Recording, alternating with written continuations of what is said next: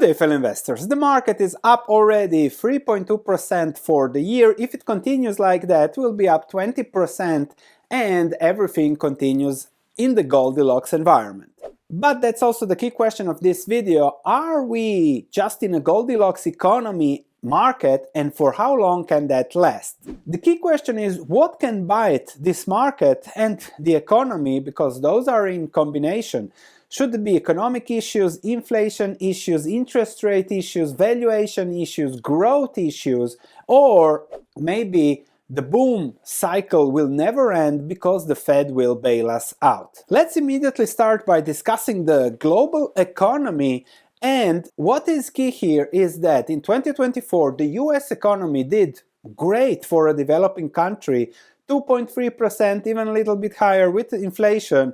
The nominal growth was staggering. And if we look at the numbers, 2.3%, a little bit higher, a little bit lower, but very good over the last few years.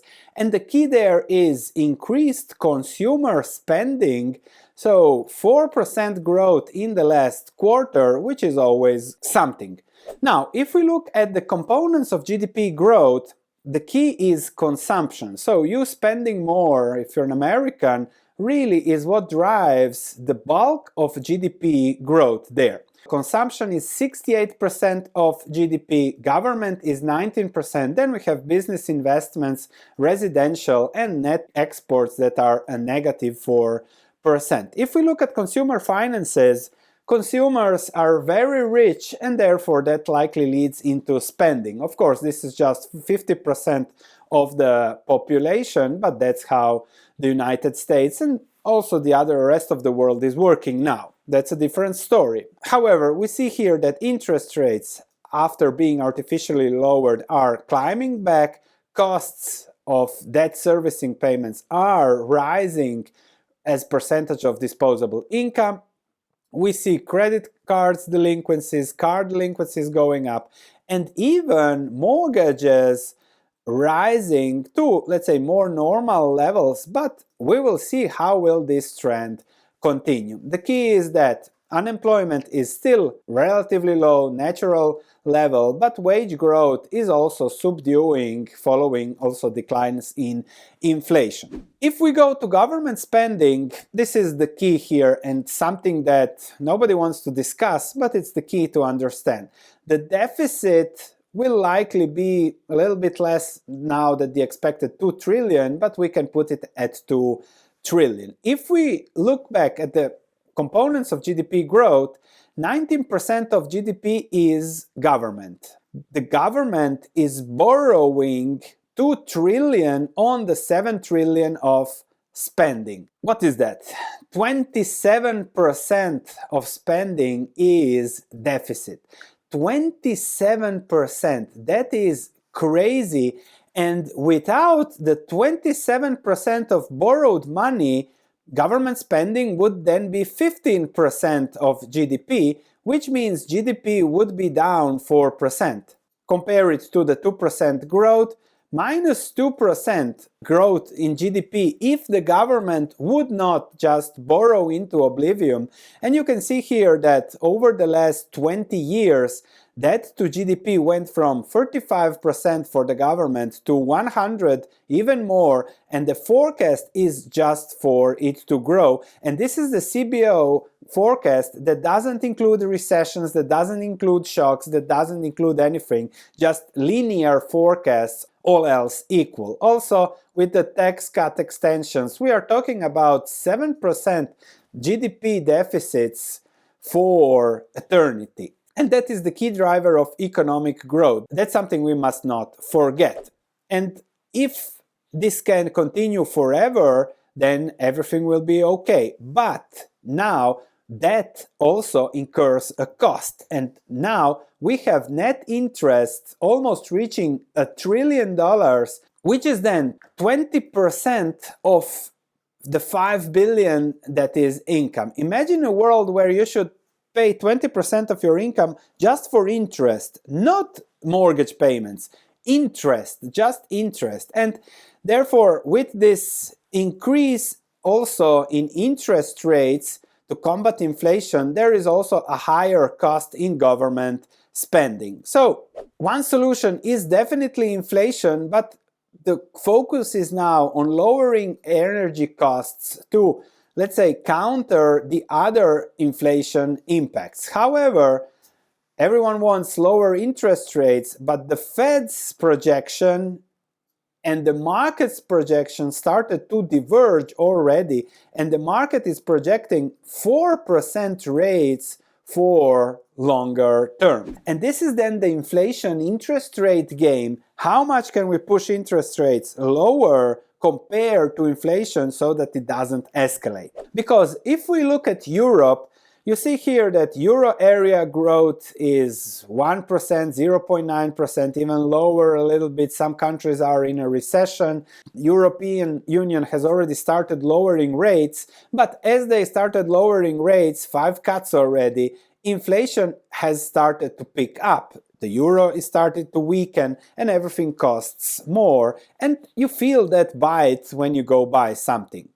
The thing is that the European Union is not really showing great growth here, up and down, and then here there was the asset purchases, but then lately the debt to GDP here stabilized, and therefore you see zero growth.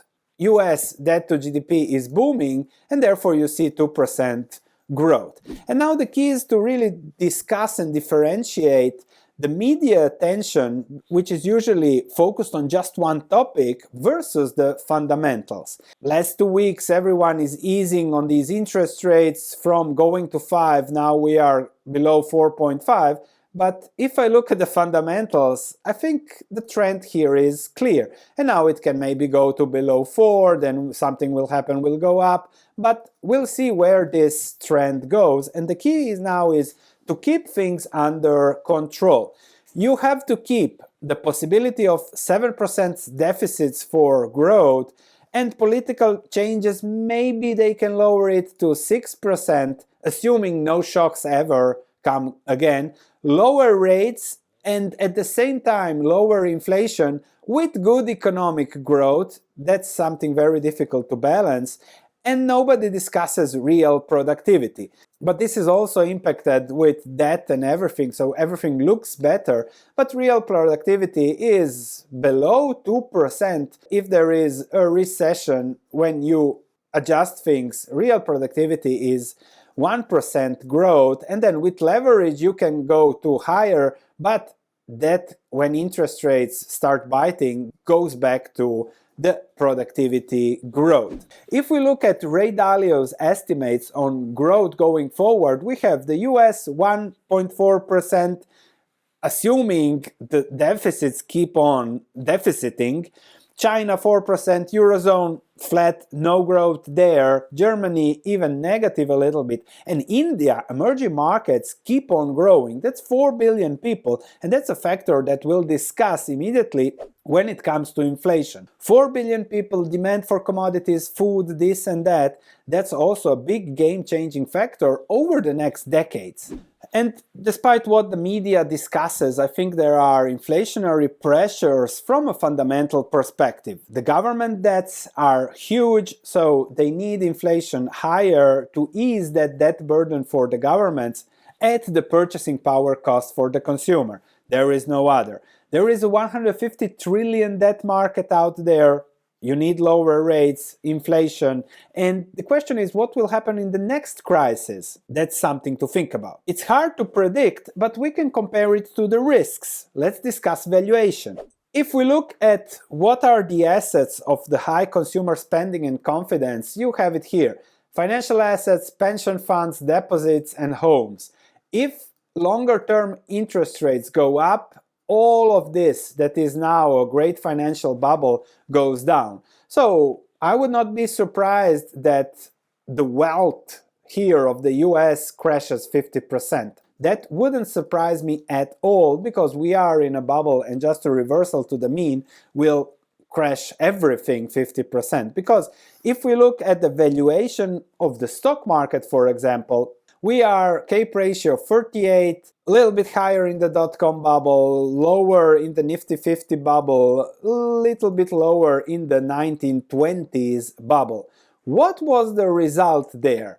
Is it this time different? Let's just check. 1929, the market peaked at 578, it bottomed at 100, that's 86% decline.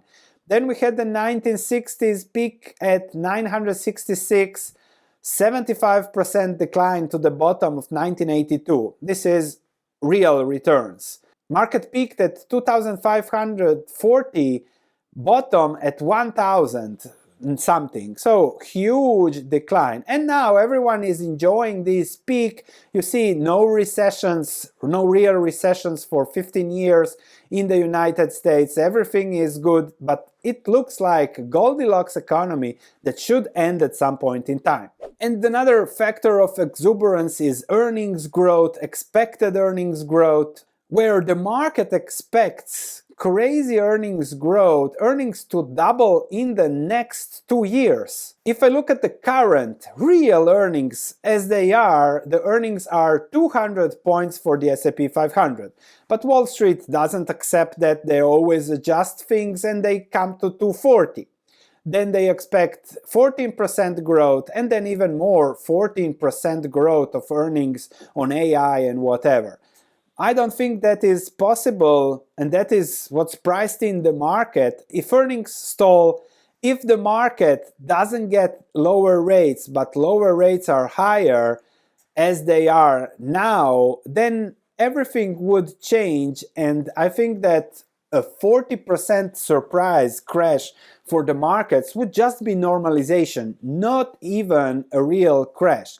And let me just show here. If interest rates, long-term rates are 4 or 5%, which are historical averages, the return expected from stocks is then 7%, 2% premium. Now the earnings yield is 3% plus 2% premium on this, so let's go to 6%. That's a 50% crash just from normalization. Everyone expects that earnings will 50% up in the next 2 years, which is insane.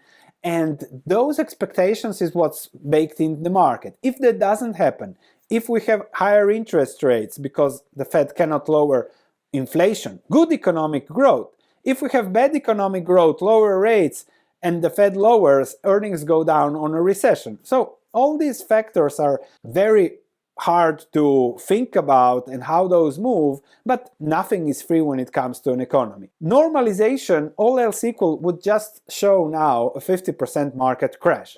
And you can call me crazy, but the market was close just a few years ago, recession worries and things like that. Now, when it comes to boom and bust cycles, we haven't had a bust for 15 years. And everyone is doing everything to prevent recessions now. Recessions are not good anymore, and the boom cycle just keeps on continuing. Investments, high borrowing, leverage, everyone is leveraged along. But what if, and I be speaking sacrilege now, what if there is a cycle and the credit boom market now reverts? Because if you look at credit, we are in the greatest credit bubble ever. Just look at the global debt monitor from the International Monetary Fund, and you can see that global debt is now at 237% of GDP. If we look at how that developed over the years, you can see that it was just growing. The debt pile is just growing. Since interest rates came down, debt, global debt compared to GDP doubled. So when debt doubles, sooner or later the cost comes back to bite you. With interest rates going from 20% to 0, allowed for this debt to double. But this debt is not going away, and it changes if interest rates are 5%. Now, when will this boom turn into a bust? It's impossible to predict. Maybe it will last forever, maybe tomorrow, maybe in 5 years. I'm not trying to predict, I'm just looking at the risks that are piling, the debt costs are increasing, 500 billion to 1 trillion for the US, the valuations are sky high for those risks because of the asset bubbles formed over the last 15 years of printing money and lowering rates just to prevent any kind of recessions. And then perhaps the solution, and what everyone is expecting, is there will be no recessions, there will be no market crashes, because central banks, the ECB, the Fed will simply bail us out because there is no other option. Tightening, increasing taxes, you lose immediately the elections if you do that. Thus, the only way is money printing. And we see here the Fed's balance sheet. So, great financial crisis, let's print a lot of money. Pandemic, let's print a lot of money. And also, this is some peculiar, the Treasury's exposure is expected to grow, so the Fed needs to keep buying and helping the government on those treasuries. ECB, they are selling some assets now a little bit, but nothing compared to the buying they did in the past, and also to the 5 cuts they already had. When it comes to the long term, it is impossible to just predict. I think just the risks are not worth taking. So if you can be more conservative in this environment, I don't know better, but more secure, let's say. Because the key question is, what are the returns on investment on the money printing, on the lower rates?